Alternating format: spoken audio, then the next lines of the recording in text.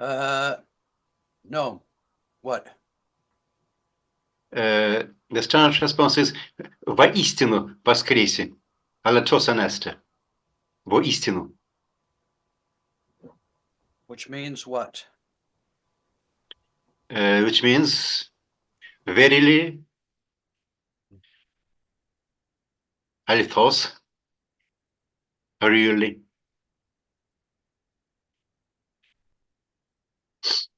Good. I learned something.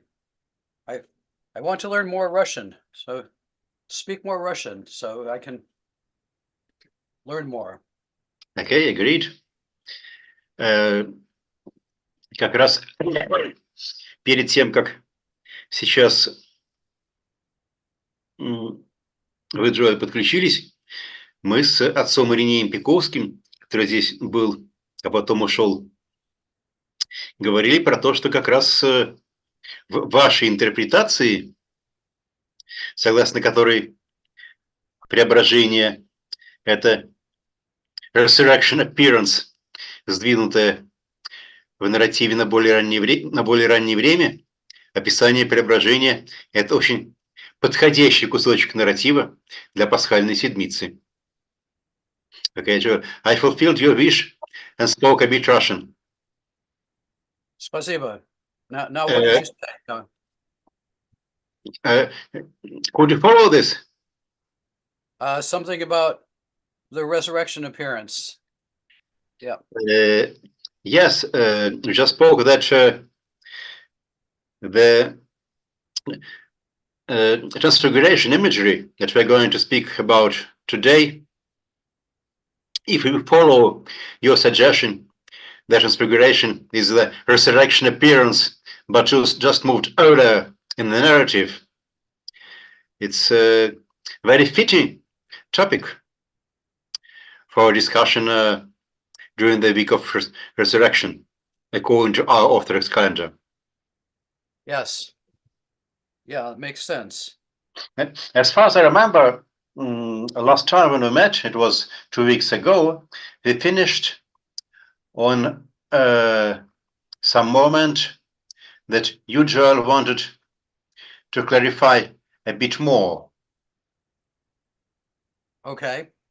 Yeah, I don't remember what that was.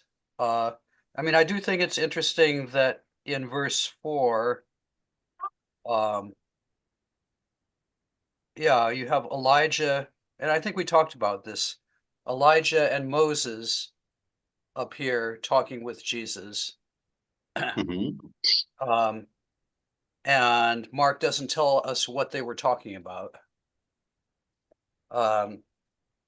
But Luke fills in that gap, and he tells us that they were speaking of Jesus's exodus, his death. So there, I think that does, you know, I think Luke is reading Mark rightly. He's linking this narrative of the transfiguration with Jesus' death and resurrection. I think those could both be encompassed in exodos, as you know, a word that Luke puts in.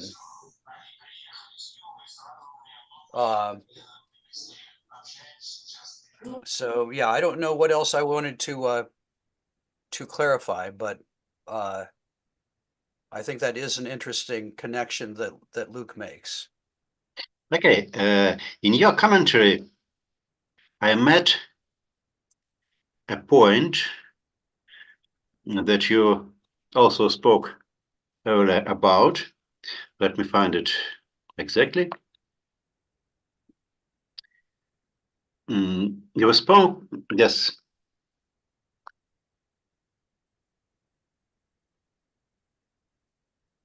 In the Transfiguration, then, the Markan audience has been shown a vision of Jesus in his Adamic messianic glory, a vision that counterbalances the strong emphasis in the preceding pericopes and so on.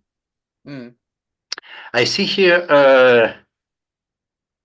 a hint on that topic that you spoke about and that you wanted to put in your article, never published, about Jesus and his Adamic glory. I understand that this topic is very dear to you. How can we link it with the Transfiguration? Yeah. Well, again, I'm really interested in these Jewish interpretations of the Genesis story, in which they emphasize what I think is hinted at in the Genesis story already, that, Adam, before he sins, is this, he's God's, he's put by God to be almost in God's place on earth. And the rabbis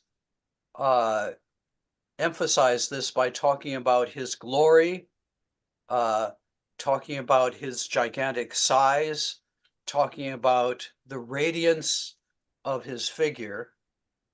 So I guess that's probably one of the connections I made, was just this, shining figure who, in a way, stands in God's place as God's regent on earth. Okay.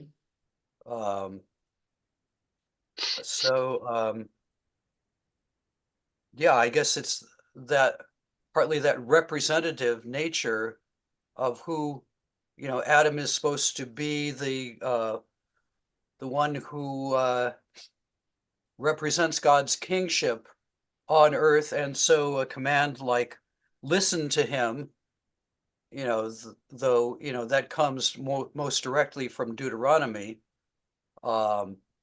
It's I hear, or I can at least fit that into an Adamic framework also.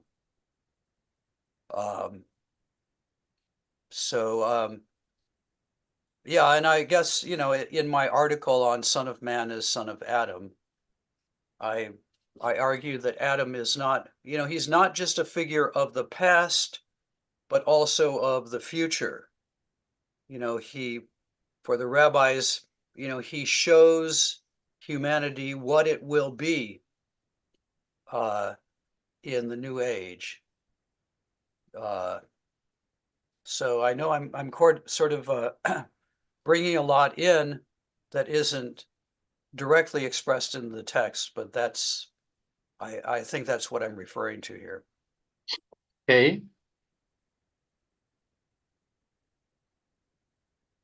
Because this idea of parallelism between Jews and Adamic imagery, which is somehow hinted in your commentary and which you speak about more openly in your lectures and in your unpublished article. It's a very interesting topic. Okay. Yeah. Let's return to our text.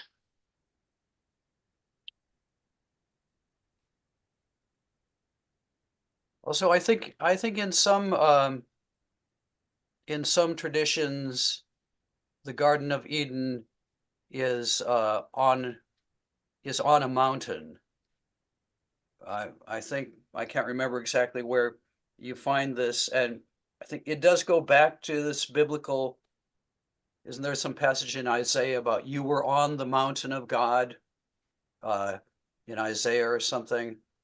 But I think also in the Cave of the Treasures, a Syriac Christian source, the Garden of Eden is a mountain. So I can fit that into the Adamic background also. Okay.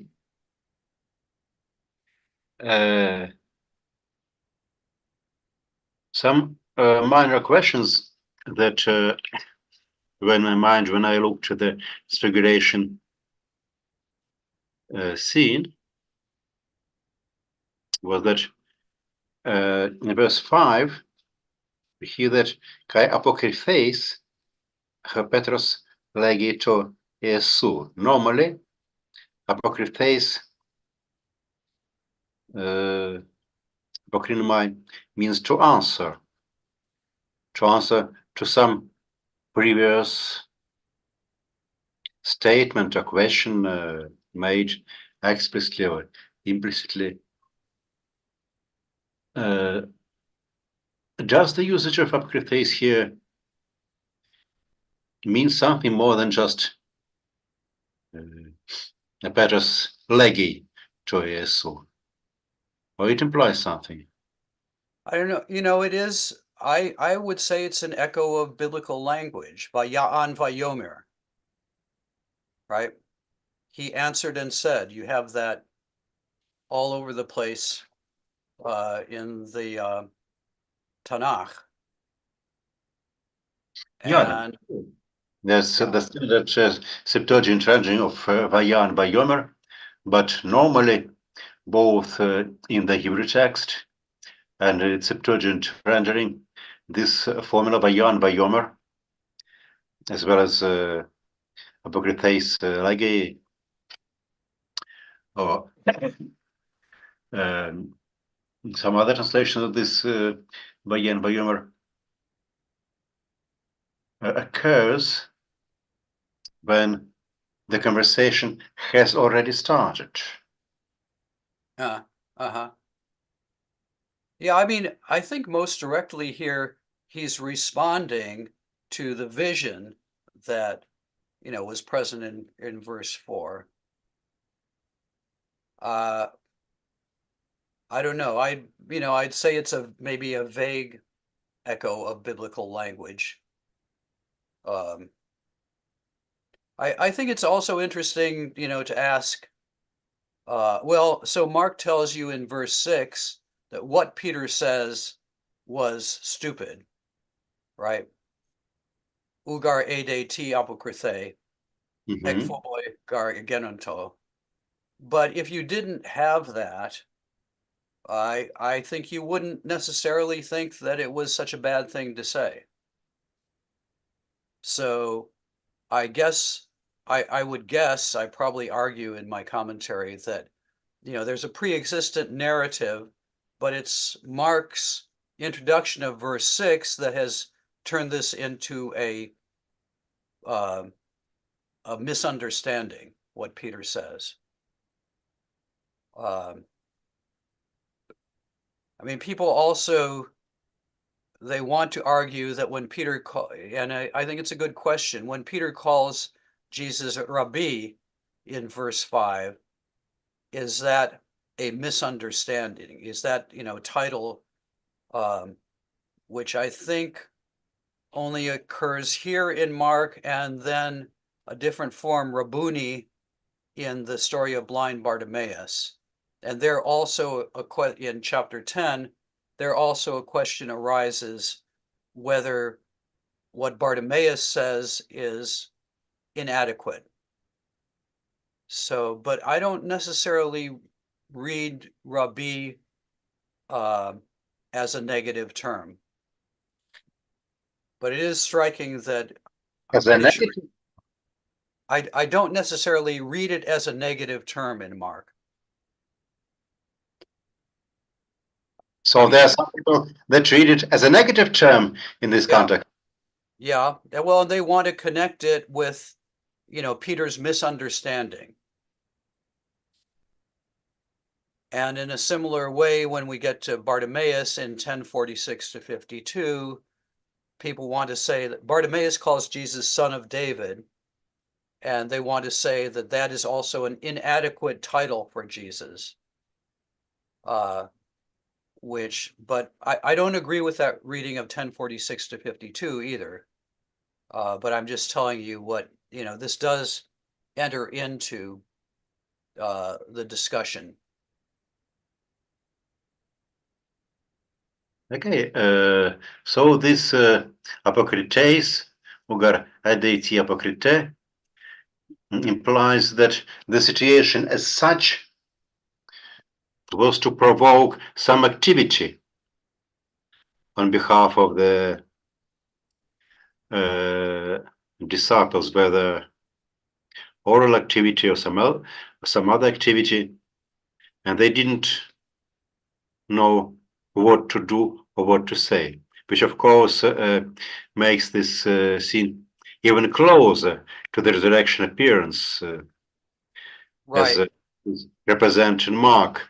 Ek voor boy got again unto, that's exactly the last, almost the last words of the Markan narrative as we have it now.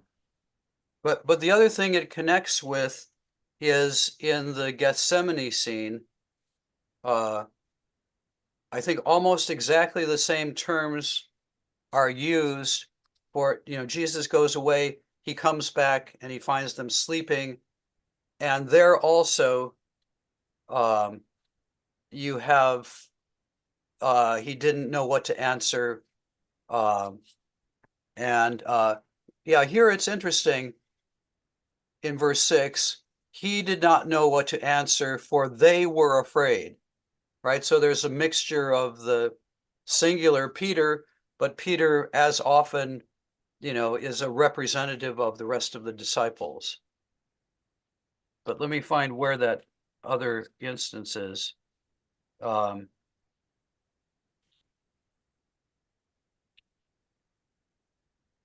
oh yeah, in 1440, uk edesan ti apokrythosin auto. They did not know what to answer him. When Jesus comes and finds them sleeping. Okay.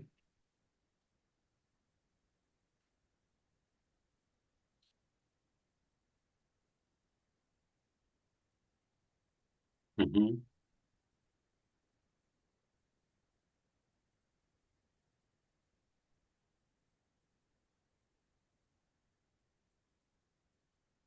So if we want to say that the transfiguration is a misplaced resurrection appearance, we can put it together with 1440 and say that the disciples understand neither the Jesus suffering and, which is, is about to begin or which has begun, nor do they understand the resurrection. It's like coupling those two things together.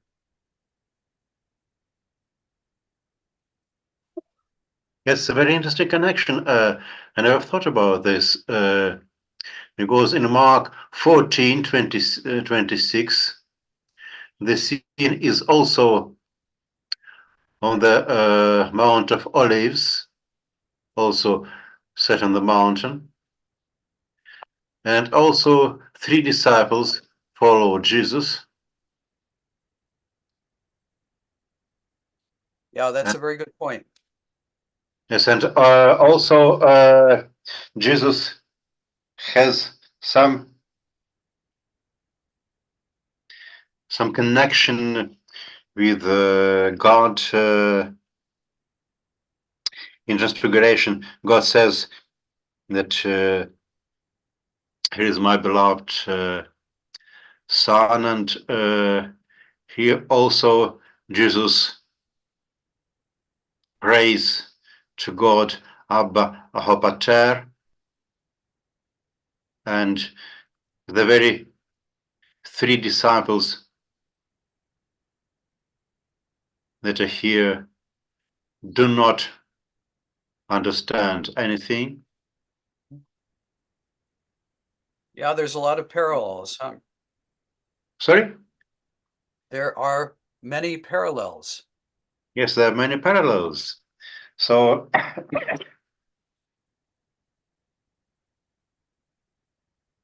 this is, in this case, this is both a misplaced resurrection appearance and also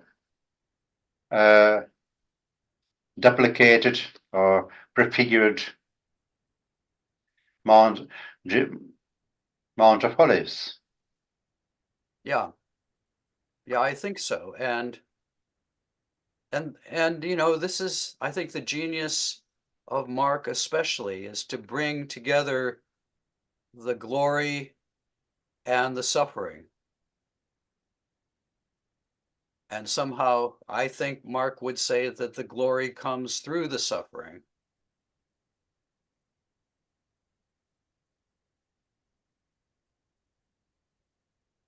Yes, so this mountain of transfiguration was also not only the mountain of transfiguration, but also the mountain of prefiguration, the mountain of olives. Yeah, that's very good. And of course, at the end of this passage in 9:9, just to make the connection even stronger with the resurrection, he's going to say that they aren't to tell anyone what they've seen until the Son of Man rises from the dead. Okay.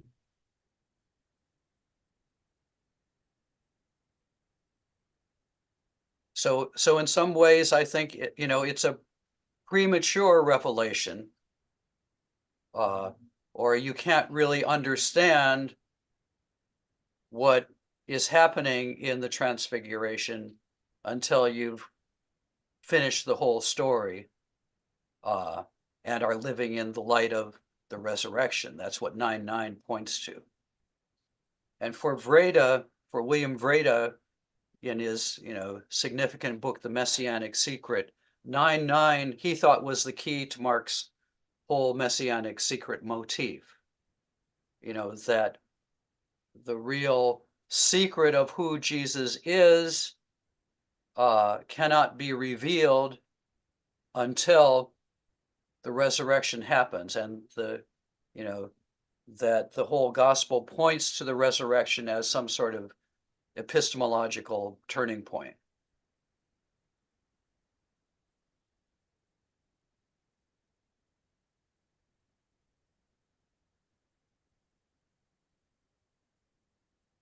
Interestingly, in Orthodox iconography of transfiguration, the disciples on the icon of transfiguration are shown as lying on the earth.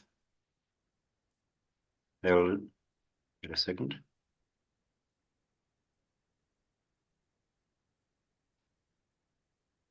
Do you see the icon now? Yeah. This is the most common iconography. Some disciples are prostrated on the earth in this way, some of them on the other way.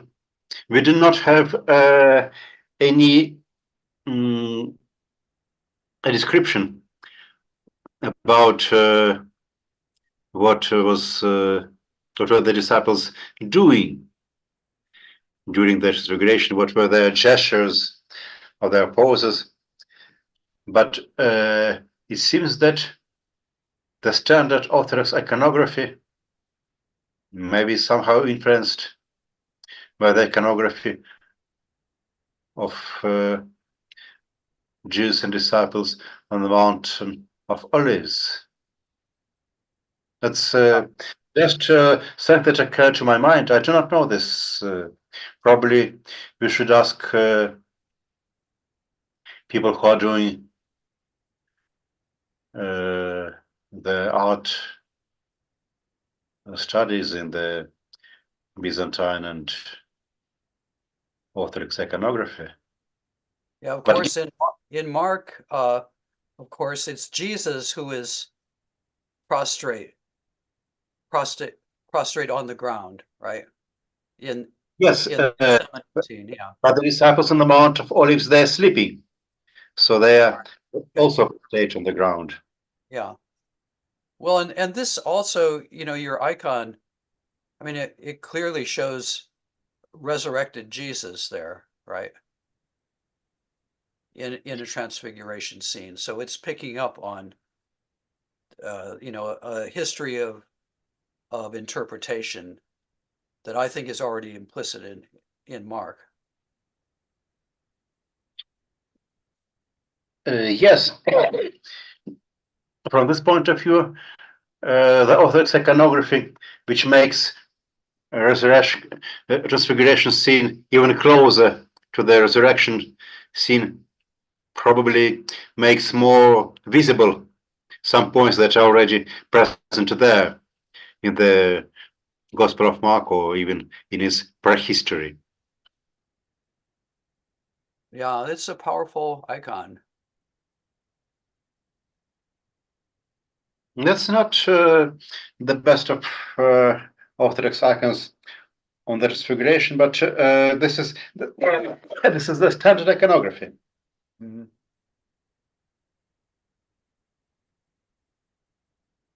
Yeah, I mean, I like the different, similar but different reactions of the different disciples,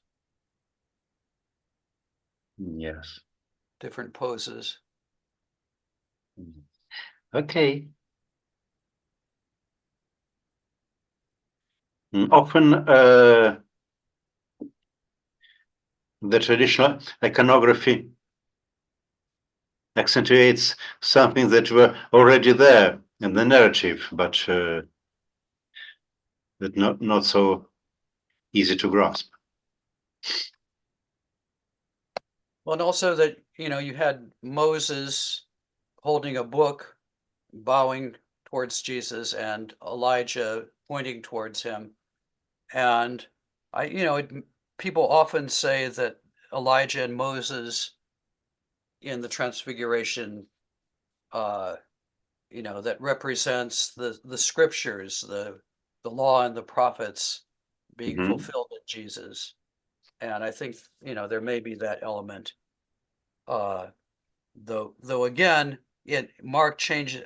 We talked about this before. Mark changes the order to Elijah with Moses, which is kind of strange. It makes Elijah the more important, Moses, just an accompanying figure.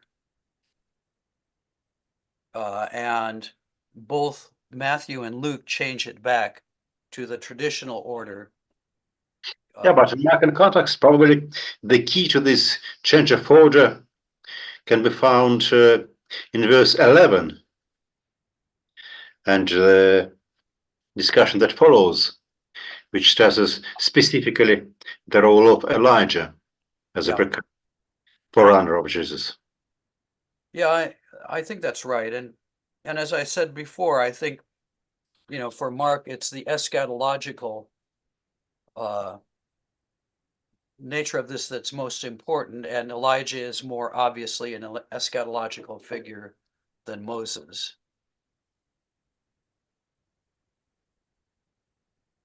Okay, some more. It's a very important place. So let's use our today's meeting to raise all kinds of questions that occur to our mind when we read, heard the Transfiguration story. Now there are those who argue that in verse 5, Peter mentions three skenas. Yes, Three that's what times. I just wanted to make our next point of discussion. Okay. Why three skenas? Yeah. So some people want to bring in tabernacles, Sukkot. Uh, and as a matter of fact, yeah, I think somebody wrote a whole dissertation on the Markan Transfiguration and Sukkot, which I don't think it wasn't terribly convincing, but I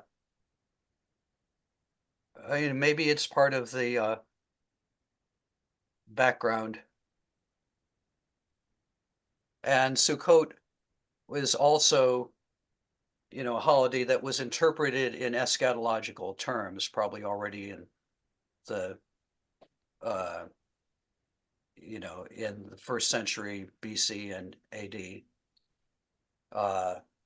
That, of course, Sukkot looks back to the wilderness wanderings, but it apparently already in Second Temple times, it was being interpreted as also pointing forward to a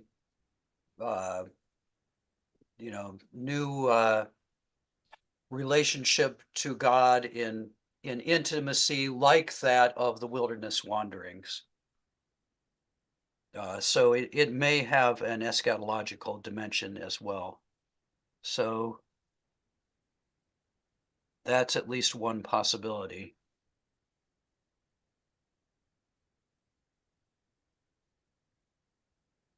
Yes. Can we somehow connect the transfiguration with the Sukkot in Markan, in a calendar, in the narrative? Do you remember any arguments that that guy put forward in favor of his suggestion that transfiguration should be related to Sukkot? No, but hold on. I'll do some research right now. You know, I have a whole appendix about the possible history of religion's backgrounds to the Mhm. transfiguration. And I think my conclusion, it goes on for like 10 or 12 pages, was that a lot of these are possible. And I'm not sure that they are necessarily mutually exclusive. Yeah, his name was Riesenfeld, and the dissertation is in French. Jesus Transfiguré. What else did he say? I have it in my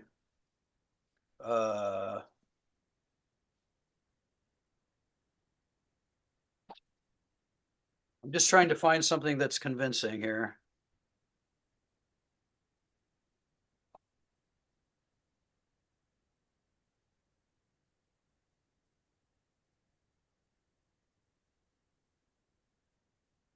Well, of course, I mean, yeah, you can cite also, there's clouds in this passage in the Transfiguration, and clouds are also associated with the wilderness wanderings, right?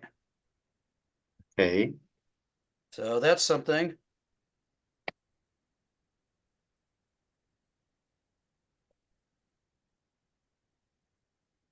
I mean, mostly, the passages that are cited here in my appendix are rabbinic passages.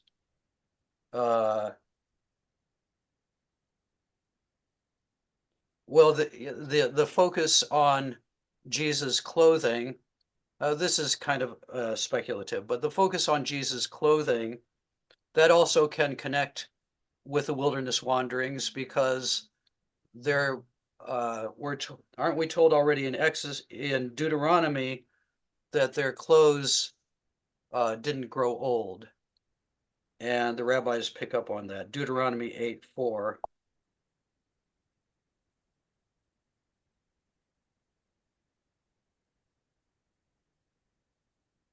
And the other thing is Sukkot is associated with God's enthronement, um, and you have that in Zechariah chapter 14. Um, and in this passage, Jesus is revealed as God's son, which you can take as a royal title. So those are the sorts of connections that can be drawn on.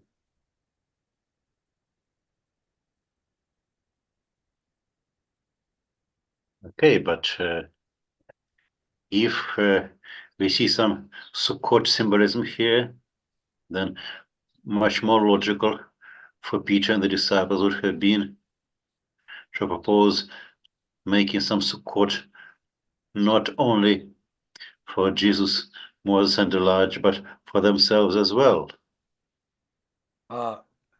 Yeah, well, maybe they can move in with them. I don't. One with each of them. There's three. No, it's a good point. Like I say, I don't think this dissertation convinced many people, but I think there are a whole bunch of possible associations of this strange tale that people might think about in the first century.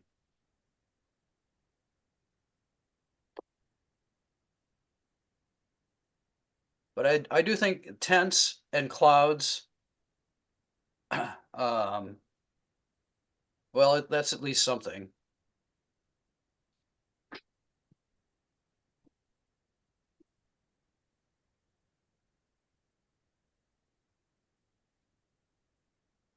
Yeah, And I would say the eschatological twist that was put on the holiday, probably already in Second Temple times.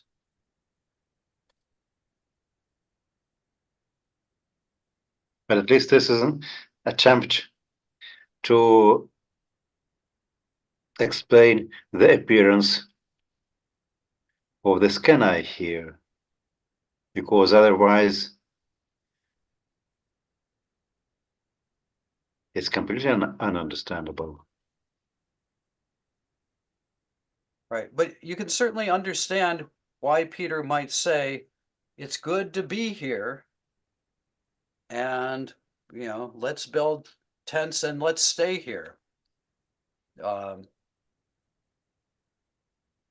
and people in preaching on this, will often say, and I think it is I think it's a valid homiletical use of it. No, you can't stay on the mountain. You know, you can't stay in this mystical experience of communion with God and with Jesus. You have to go down, uh, descend the mountain, and go back into the realm of suffering humanity, which is what happens immediately afterwards, right? They go down, and there's this epileptic, demon possessed boy.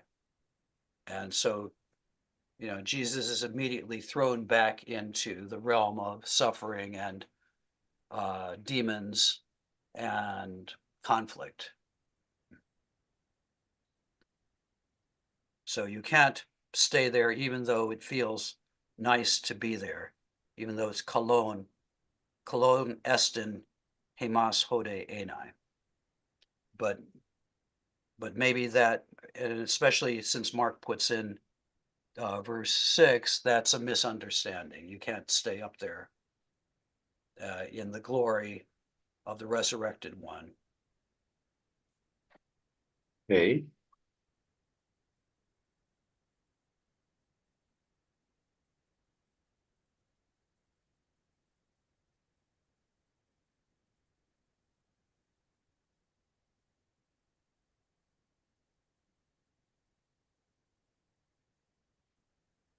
The uh,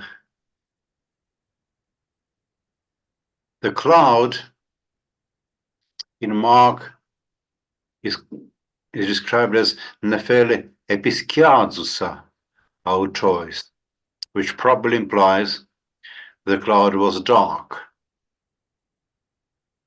Mm-hmm. Which means, which changes, as far as I remember, in other Gospels. Well, yeah, Luke has the same verb. Yeah, no, Matthew and Luke both have. It's interesting. They both change it to the aorist indicative of the same verb, episkiasen. Well, let's see. Oh no, Matthew changes it to the aorist, and Luke has the imperfect. It'd be skiadzen. Mhm.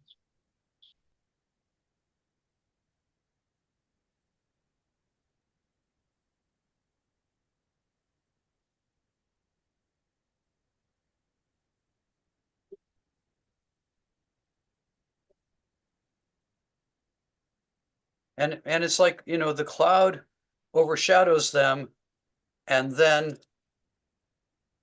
Moses and Elijah are gone. So it's sort of, I mean, you could intuit from that they're taken up by the cloud. Yes, Though he but doesn't say that directly. you see, in Matthew, for example, in Matthew, we have a very different image.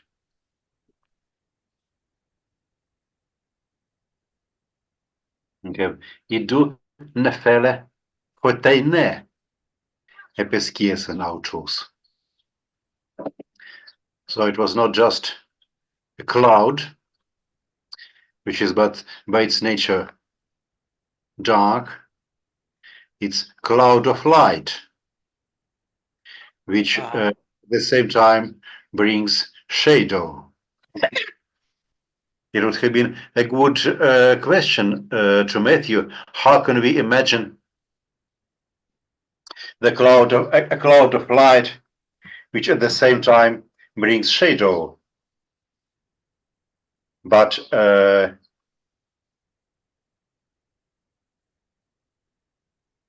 I think there is some important difference between these images. Yeah.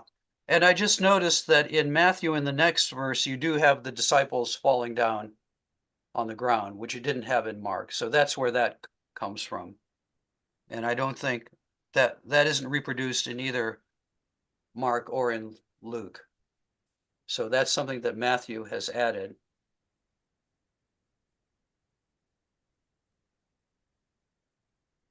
Yeah. I mean, unless episkiasen for Matthew just means that the cloud covered them like a shadow does, but without necessarily implying that it's dark. But maybe Matthew likes the, on the other hand, maybe Matthew likes the paradox of, you know, a light-filled cloud which darkens them. I mean, that sort of paradox, I think, you know, you often get in mystical descriptions of mystical experiences, don't you? But we have this in Matthew, but not in Mark. Okay. Yeah. But I think that's cool. You know, there's an English mystic, Julian of Norwich. Is she the one who wrote The Cloud of Unknowing?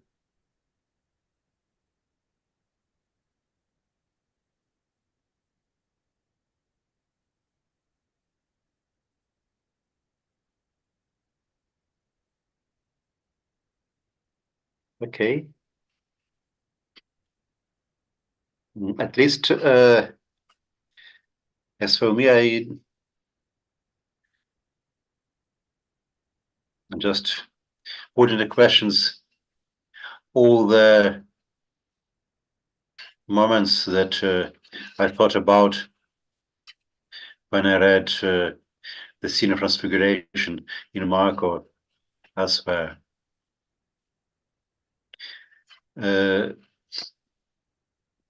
Для нашей русскоязычной аудитории есть ли какой-то смысл в том, чтобы какие-то моменты из нашей дискуссии с Джоэлем пересказать? Или, в общем, все более-менее было и так понятно?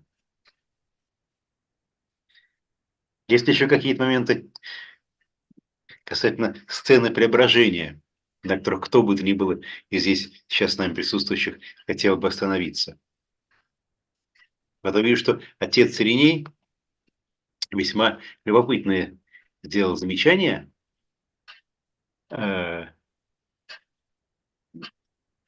will put it to our screen.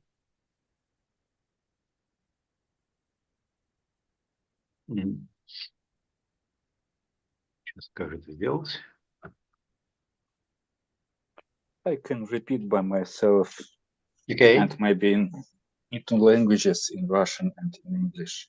So My remark and question is, if in the sequence of Prophet Elijah and Moses, we can see an allusion of the sequence of John forerunner and Jesus as new Moses.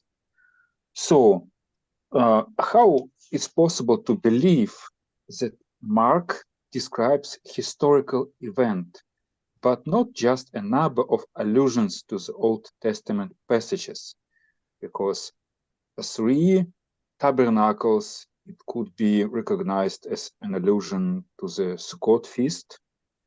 A cloud, also Mount Sinai cloud on the top, and so on. So there are many, many allusions in this text. So was the transfiguration a historical event, or is just a text from the gospel? How can we understand this story? And if you don't mind, I will repeat in Russian for our Russian audience. Дорогие друзья, вот я дал комментарий не в плане того, что я сомневаюсь в чем-то, а в плане того, что хочется выяснить. Описанное у евангелиста Марка событие мы должны принимать как историческое событие или как текст, в котором звучат аллюзии на исторические события Ветхого Завета. В частности, речь идет о кущах, которые напоминают нам праздник Суккот, речь идет об облаке, который напоминает облако на Синае, и, конечно, последовательность Илии и Моисея, которая очень хорошо вписывается в последовательность Иоанна Предтечи и Христа как нового Моисея. И в таком случае мы получаем не фотографию, не видеозапись чего-то, что случилось на горе Преображения, а мы получаем текст, который описывает то, как это могло бы быть с набором аллюзий на Ветхий Завет, в котором в центральную роль, конечно, играет образ Моисея. Большое спасибо. Yes. Meanwhile, I have put the written note sent by Father Rene to our screen. I think it's an interesting variant of answering the question put by Joel. What was the reason for Mark to change the normal sequence, Moses and then Elijah? I mean, I think that Irene's question is a very good question. And I mean, this is why I wanted to write a commentary on Mark and not in the first instance on the historical Jesus, because I think it's very difficult to say, you know, what's behind some of these narratives, and especially such a symbolic narrative and one that's, as you say, loaded with all these Old Testament allusions. Now, of course, the what the medieval church would say is that, you know, the same God who was behind the transfiguration was also behind and preparing the way, you know, through the Old Testament events and the symbolism prefiguring the later symbolism. So that's a possible answer, but I simply don't know. And, you know, especially if it's true that the passage, you know, is reflective of the resurrection accounts, then it's, then I guess what I want to say is that the whole gospel is a rereading of Jesus' life in the light of the resurrection. And, you know, that's something that is most clear in the case of the Gospel of John. But I think it's also true of the synoptics, that you have these memories of Jesus, but they've been refracted through reflection on Scripture and through, the church would say, through the later action of the Spirit. But yeah, I also like your suggestion about the Elijah and Moses. I mean, if we want to see Jesus as a second Moses. And I think that symbolism is most clear in Matthew, but there's also some elements of it in Mark, especially like the feeding narratives. And in this passage, the whole, presence on mountain. Окей. But yeah, but I think the first question is really, very, very key, and in some ways troubling. Спасибо.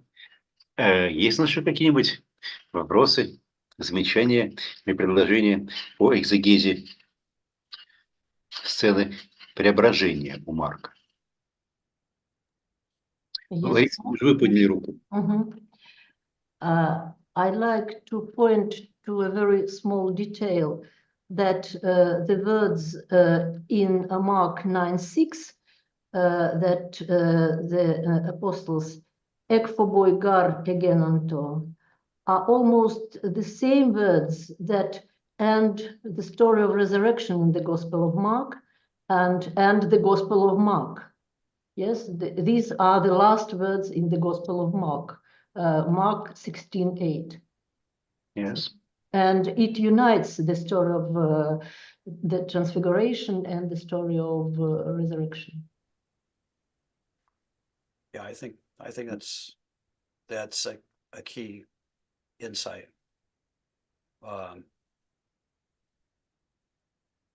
And of course, it's less awkward here in 9:6, where the story continues, than it is as the end of the whole gospel, which and that comes into this if we ever get to 16:8, then we'll have to talk about can a sentence end. I think actually in 16:8, the last word is gar, right? Which is even more awkward. But can a sentence end on gar? Can a chapter end on gar? Can a book end on gar? Comes into but yeah, that's a very good observation. Спасибо. Тогда мы переходим от сцены преображения, которая действительно здесь центральная, ровно посередине находится наше Евангелие. Вот, не зря мы на ней так останавливались. Переходим дальше к следующим стихам. У нас сегодня нет с нами наших студентов, если я правильно понял, которых я обычно прошу выступить в роли чтеца. Но есть у нас диссертант. Отец Ириней, согласны выступить в качестве чтеца нашего греческого? Да, конечно, я, правда, не могу включить видеокамеру, прошу прощения, не совсем презентабельный вид, но голос включаю по полной, да, если меня хорошо слышно, то моя... Да. Прекрасно вас слышно. Давайте прочтем тогда 9 стих, так обычно, и дальше пойдем стих за стихом. Окей. Вам греческий Хорошо, текст. замечательно. Читаем на греческом языке 9 стих Евангелия от Марка. Kai katabainon ton auton ektuoros dies teilato autois gina mideni gaeidon te gesontai eime rotan goios tu anthropu eknekron anaste. Так. Когда они спускались с горы, Иисус велел им никому не рассказывать о том, что они видели, до тех пор, пока Сын Человеческий не воскреснет из мертвых. Но один момент, один вопрос, который здесь возникает при чтении этого стиха, на нем уже останавливались. Подразумевается ли, что здесь речь идет о выделении круга особо избранных внутри круга 12 избранных, то есть нужно рассказывать даже остальным 12. Или как бы это некое предписание, адресованное всем 12, которые должны так или иначе разделить видение Петра, Иакова и Иоанна, но не передавать его во внешний мир. Другой момент – это, а что за этим стоит, кроме еще одного подчеркивания параллелизма, чтобы сказать, тождества между преображением и воскресением. We spoke about verse 9, what was meant by this prohibition.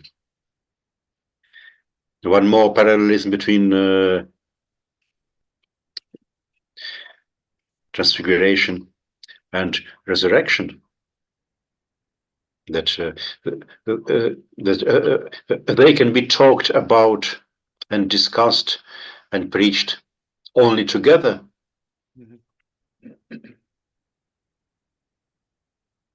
Yeah, they belong together, and again, yeah, the transfiguration points to the resurrection. It points to resurrection appearances, which then Mark doesn't narrate, at least in the form in which we have it. Or at least it's possible that the gospel ended without narrating resurrection appearances.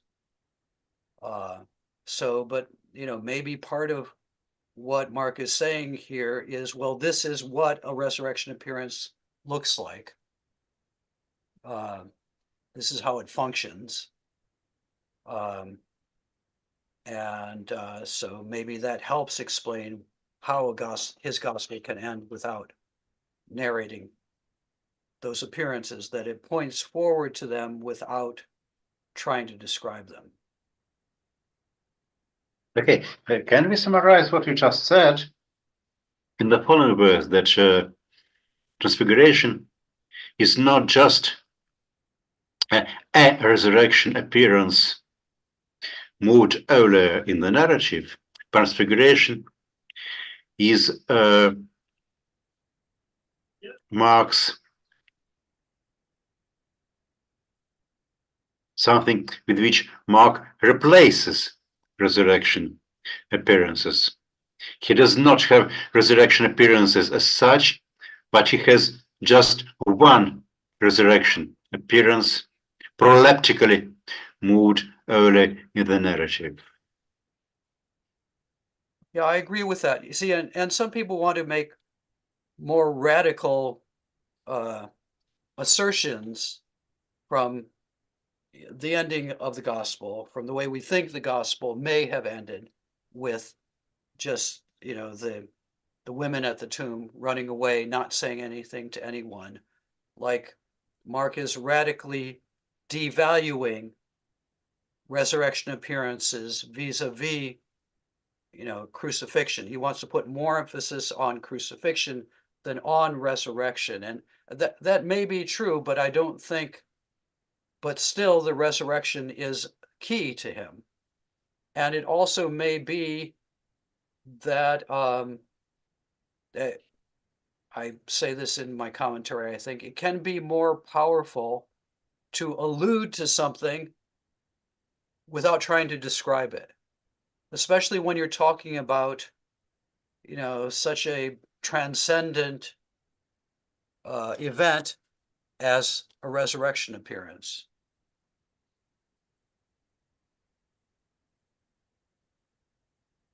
Okay. Катерина, давайте нас попросим тогда 10 и 11 стихи прочесть вместе. Ага, хорошо, хорошо. I think it's also, if you think about Romans chapter 1, verses 3 to 4, which a lot of people see as a pre-Pauline formula that Paul has taken up. Jesus is constituted Son of God in power by the resurrection from the dead. And so there is a certain parallelism to the voice here saying, "This is my son." Romans chapter 1, verses 3 to 4, where Right. Jesus is described as Hoios autou, genomenos expermatos David katasarka. Yeah. That's what Mark is not interested at all. So he omits the history of Jesus' birth. To Aristantos hiutou and dynamic atapneuma hagiousunes ex anastaseos necron. Yeah. So it's linking the resurrection with his status as Son of God. And so, similarly in Mark, in the Transfiguration, which is pointing, which is a foreshadowing of the resurrection, you also have this divine voice repeating really what it already said in the baptism.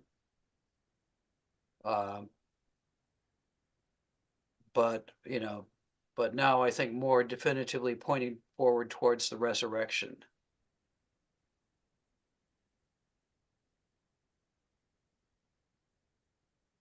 Спасибо. Действительно, с учетом того, что, по-видимому, движение раннего христианства, связанное с апостолом Павлом, было таким бэкграундом для Марка. Это очень интересная параллель. I mean, the other thing that I think the terminology of ho agapetos reminds us of is possibly the Akedah. Mhm. Right. Yes, we spoke about this already, yes. Отец Ириней, вам слово, вам логон. Окей. Хорошо. Кайтон логон εκράτεσαν προς αυτούς σιουζετούντες τίστη το εκ νεκρών αναστένει καί επερώτων αυτών λέγοντες ότι λέγουσιν γοι γραμματέis ότι Ελίαν δei ελφέιν πρώτον. Okay. Они запомнили эти слова и стали спрашивать друг у друга, что значит воскреснуть из мертвых. И они стали спрашивать у Иисуса. Ведь толкователи Писания говорят, что сперва должен прийти Илия. Но если, как обычно мы это делаем, начиная с каких-то более мелких вопросов, связанных с переводом отдельных слов, у нас экратесан по-разному передается в разных переводах.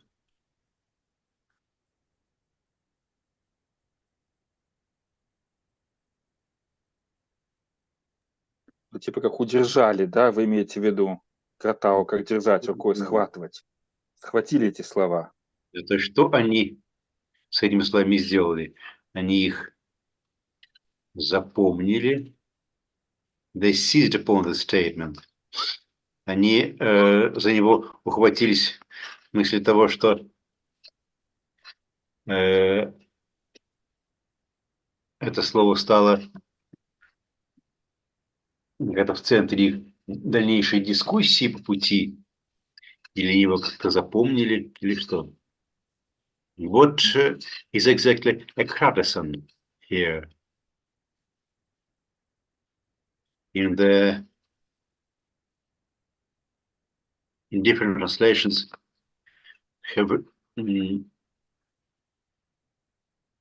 different understanding. For example, in New Jerusalem Bible, they observed the warning faithfully. Yeah, I mean, it's one of those awkward terms that Mark uses that, you don't know, did he just not get the right word, or is he wanting to imply something different from, these kind of not so forceful translations that you have. And what was your translation in your commentary? Well, let's see. Good question. Because there are obviously two different interpretations. One that they just remembered these words and started discussing them, or they remembered these words and they retold these words later on, or they just observed the warning faithfully, as New Jerusalem Bible puts it. So I translated it sort of idiomatically as they latched onto this saying. They kind of grabbed it. They grabbed this saying. I mean, it's initially a little bit puzzling. They don't know what rising from the dead means. I mean, he's already prophesied once at the end of chapter 8, his suffering, death, and resurrection. So if they didn't know, well, first of all, how could they not know what rising from the dead means? Secondly, he's already prophesied. Why didn't they ask him then? But I think in the Markan context, it has to be taken with what follows, because what they ask him is, you know, if you're talking about the Son of Man rising from the dead, and so the Son of Man completing his whole course of ministry, well, how come, where's Elijah then?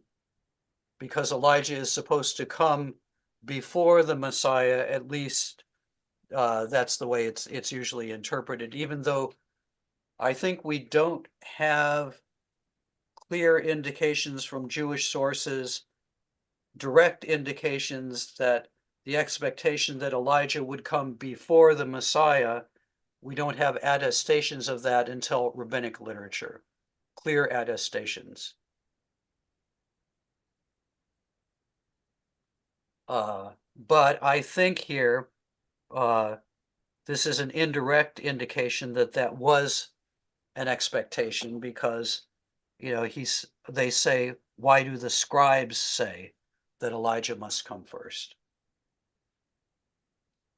I mean, what you have in the book of Malachi is the idea that Elijah will return before the end, but not specifically before the Messiah.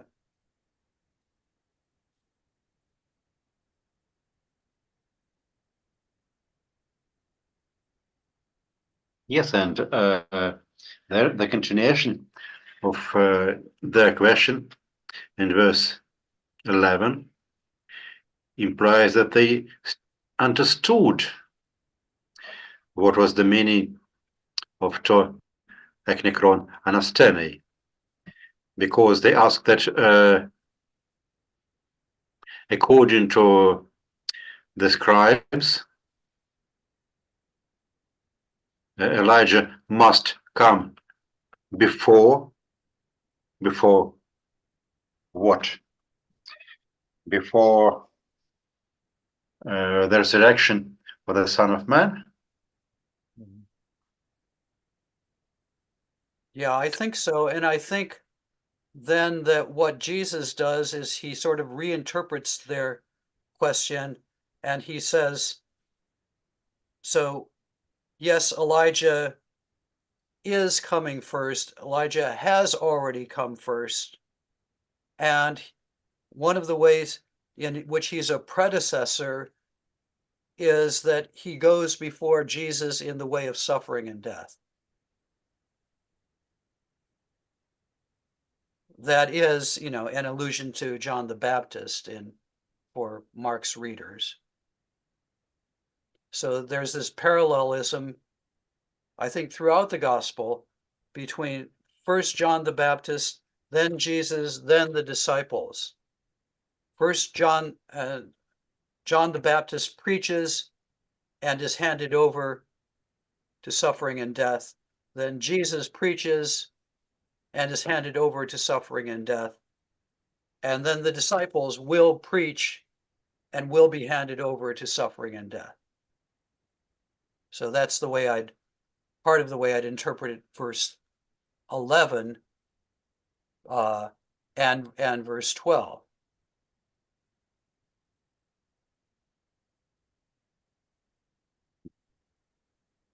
And verse 13. Yes. Ирина, давайте мы попросим прочесть еще стихи 12 и 13. И Хорошо. А небольшой могу ли я комментарий. задать вопрос или короткий коммент, пользуясь случаем, да? Да. Я тогда сначала по-английски, потом по-русски. Окей. Reading verse 10, we can find special term logos, which is quite important for Gospel of John, and quite rare we can find this term in other synoptical Gospels. So it seems like it's possible to grasp the man whom later on St. John will call Logos. So maybe I'm sharing sometimes strange ideas. Maybe this verse inspired last apostle to use the term Logos to show Logos Thesarkomeni. So here we can find an idea that it's possible to take into one's hand Logos. And in John the Apostle, we can find more broad idea of Logos, which became Sarx, which became man. Я хотел бы поделиться просто мыслью. Слово «логос» употребляется редко в синоптических Евангелиях, но оно очень важно для пролога Евангелия от Иоанна. И если читать немножко по-другому 10 стих, то получается, что можно ухватиться не просто за слова Иисуса ухватиться, а за сам логос можно схватиться. И в этом случае вполне возможно, что евангелист Иоанн, он просто ухватывает этот термин и дальше начинает его развивать в своем Евангелии. В этом случае он берет слово «логос» не из потолка, не из Филона Александрийского, а он просто из предыдущих Евангелий вытаскивает этот термин и начинает его углублять, расширять, давать какие-то дополнительные понятия. Ну вот такая мысль, решил поделиться. Вот было бы интересно ваше мнение. Спасибо. У меня есть что сказать. Давайте сперва дадим тон Логан Джоэлю. Yeah, that's interesting. And are you alluding to the Epistle of John also, right? 1 John 1:1. Yes, exactly. Yeah. John's writings in general. Yeah. Yeah, that's interesting. I'd never thought about it. I think it works at least homiletically. I mean, I do think the logos terminology, Mark does use it like in chapter 2, verse 1. He was speaking to them ton logon. And also in the parable of the sower in its interpretation, osperon ton logon spere. So I think people argue from this that this, and this is, it's a little bit different from what you get in the Old Testament because it's absolute usage of logos. Whereas in the Old Testament, it's usually, or maybe always, or almost always, Devar Adonai, right? It's the word of God. But this does seem to be so it seems like it's a Christian innovation to talk about the word absolutely, as happens in Mark 2:1, and then, as you say, as is developed, much more in the Gospel of John.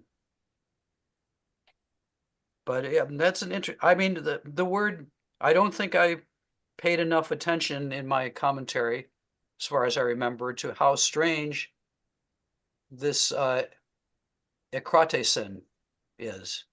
Yes. And I mean, again, I like to cite my revered teacher,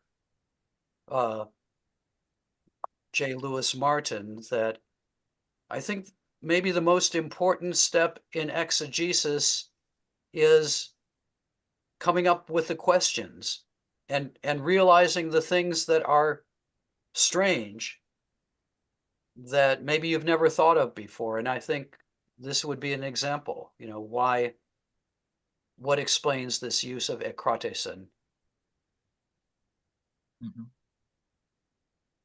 No, Thank you. I think that on the one hand, it's quite natural for a person versed in Christian texts, wherever we see the Greek word logos. Think about the prologue of the Gospel of John and the allusions that it has. But I'm not sure that as concerns the Greek language or the beginning of our era, we should always have these references in our mind. For example, let's look on how the word logos is used in Mark .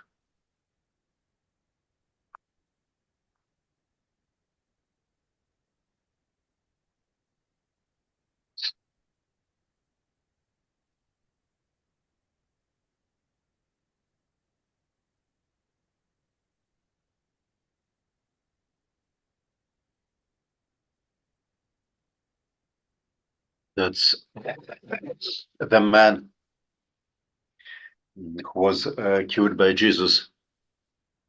He started διαφημίζει τον λόγον, that's his own story about what was done to him.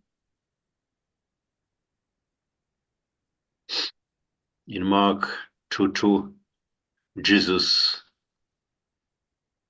preaches and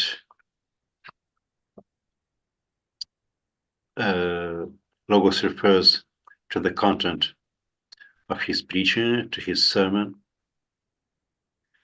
Then in Mark 5:36,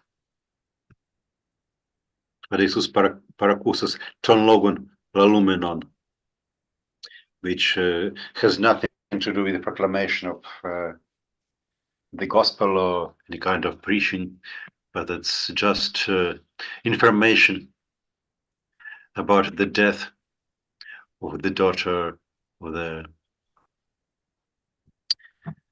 person who was in charge of the synagogue.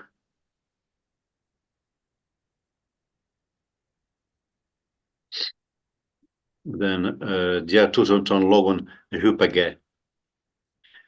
This refers to the words that the humble words that the Gentile lady addressed to Jesus.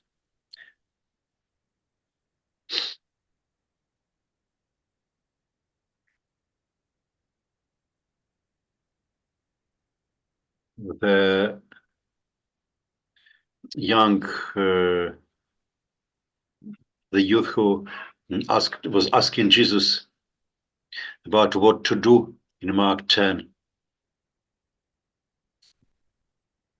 He was shocked by Jesus' words.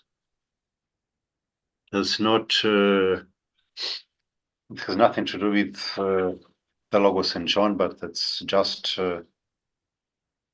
Jesus saying, you need to do one thing more, go and sell what you own.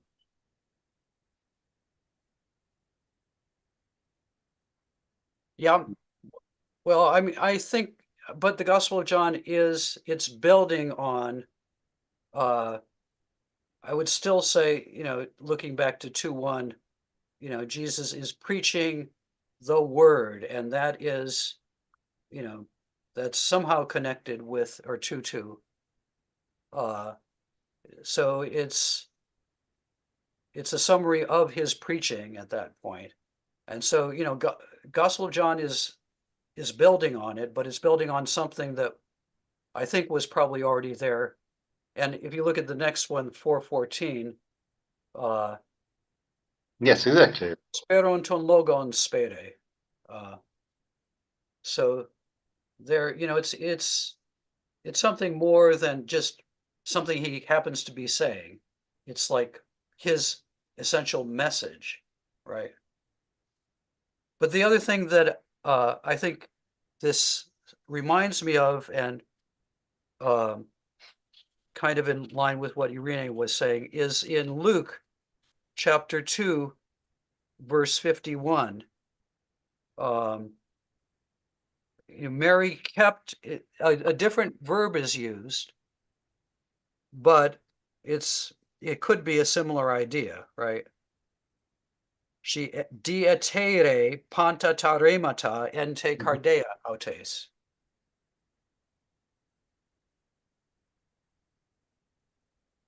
Yes, so parameter as well as hologos may refer to something that has just been said, but also hologos in some contexts may refer to the essence of Jesus' preaching, which became the basis later for the prologue or the fourth gospel. Definitely already in passages like Mark 2:2 or the parable of the sower, we have hologos as becoming already some technical term referring to the essence of Christian preaching. But I would be rather hesitant to see these associations everywhere where we have the word logos. Yeah, and I mean, and there's a lot of things that go into the Johannine logos. A lot of background that can be invoked, like Philo. So it's a very complex subject, but I do like the parallel between Mark 9:10 and Luke 2:51. Ton logon ekratesan in Luke 2:51. We have diatere panta taremata. Yeah, different words, but the same image. Yeah.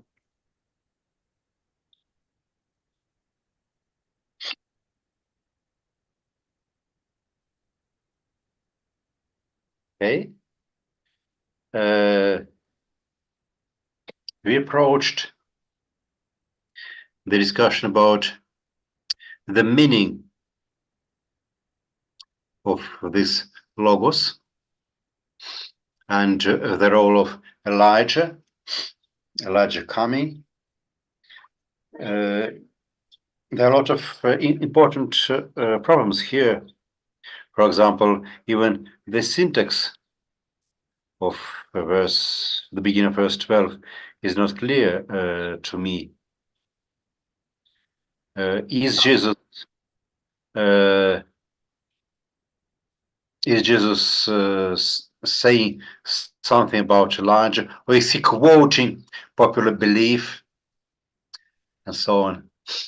I think that probably these questions we should look at them more closely our next time, because now we have already approached the time limit of our today meeting. Yeah, I do want to, when we do that, I do want to say something about verses 12 and 13, because I think this passage, what's really behind it is conflicting scriptural images and how you reconcile them. So let me talk about that next time. Okay. I always promise to talk about something next time, and then I forget what I'm supposed to talk about. But I'll Let's try to remember. Yeah. then let's ask someone. Лариса, давайте вас попросим to write down. We ask Larissa to write down what Joel has just promised to share with us next meeting, so that next time when we meet, you will have your written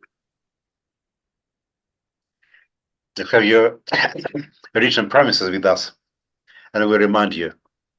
Possibly, could you repeat what you promised? It's okay. I'll remember it. Yeah, because I wrote an article about it. So Okay. Лариса, scriptural contradiction. Yes. Лариса, вы должны будете напомнить Джоэлю, что он хотел с нами поделиться некой вещью, касательно которой он написал целый артикл. Да, хорошо. Я просто написала тоже в это время, писала маленькую ремарку в чат, that we possibly can compare logos in Mark 9:10 with logos tes zoes in 1 John 1:1. Yes, it isn't the same than in the Gospel of John. Okay, I'd like to hear more about that next time. Okay. Хорошо. Спасибо всем, кто в эти праздничные дни к нам присоединились и с нами были. Спасибо большое. Thank you very much. Спасибо. До встречи. До скорого. До скорого. До скорого. До свидания. До свидания. С Богом, Христос.